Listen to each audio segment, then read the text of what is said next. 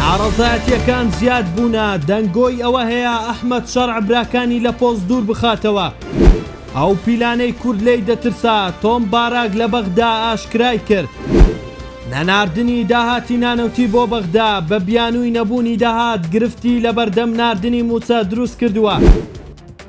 لەگەڵ تێکچوونی دۆخی بژێوی و پەرەسەندنی ناڕەزایەتیەکانی خەڵک بەرامبەر ئیدارەکەی ئەحمەد شەرع لە سووریا بۆ کەمکردنەوەی فشارەکان بەپێی ڕۆژنامەی زەمانی وەسڵی سووری، سەرۆکی سووریا بەڵێنی داوا هەردوو براکەی لە پۆستە باڵەکان دوور بخاتەوە. حوسێن شەرع باوکی ئەحمەد شەرع ڕاستی هەواڵەکەی پشتڕاست کردەوە و ڕایگەیاند کە ماهر و حازم شەرع لارکەکانیان لا دەبرێن.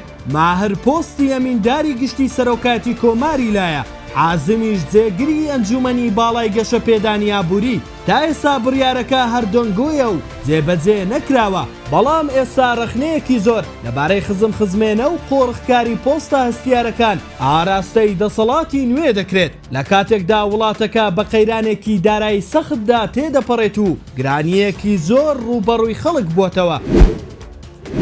ئاراس حەبیب سکرتێری گشتی کۆنگرەی نیشتیمانی عێراق لا دیدارێکدا لەگەڵ کەناڵی ڕەشید ڕایگەیاند تۆم باراک پێی ڕاگەیاندون دەبێت عێراق سیستەمی شانشینی پەیڕەو بکات، چونکە ئێوە گەلێکن شایستەی دیموکراسی نین و لەسەری ڕانەهاتون و کاتێکی زۆرتان دەوێت. ناوبرا وتیشی بە قسەی تۆم باراک فیدراڵی لە عێراق نامێنێت و دەبێت ئێمە سیستەمێکی شانشینیمان هەبێت هاوشێوەی شانشینی سعودیە و ئەمە تێڕوانینی ئێمەیە بۆ داهاتووی عێراق. باگوتەی بەرپرسانی عێراق تۆم باراک پێی وایە ناوچەکە دیموکراسی تێدا دروست نابێت، بۆیە دەسەڵاتی ناوەندی بەهێز سارەسەرە بۆ هەندێ وڵاتی شانشینی پێویستە. ئەوە لە کاتێکدایە ئەوە چەند جارێکە بەڕوونی تۆم باراک دژایەتی خۆی بۆ فیدراڵیەت لە عێراق دەردەبڕێت و بە ئەزمونێکی شکست خوارد و وەسفی دەکات.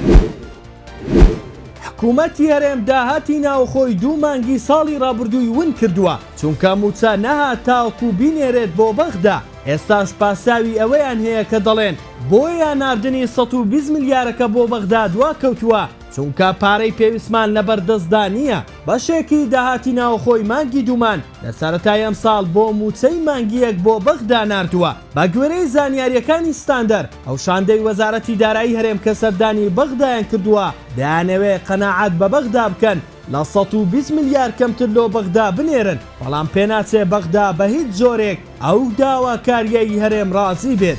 جێی باسا حکوومەتی هەرێم هەموو خەرجیەکی ڕاگرتووە، بەڵام بەهۆی دیارنەمانی پارێکی زۆری داهاتی ناوخۆ ناتوانندرێ ئەو 120 ملیارە بۆ موچەی مانگی دوو دابین بکرێت. ئەم ساڵیش هیچ موچەیەک لە کاتی خۆیدا دابەش ناکرێت و ئەگەریش هەیە هاوشێوەی ساڵی ڕابردوو موچەیەک یان 2 موچەی فەرمانبەران بفەوتێت.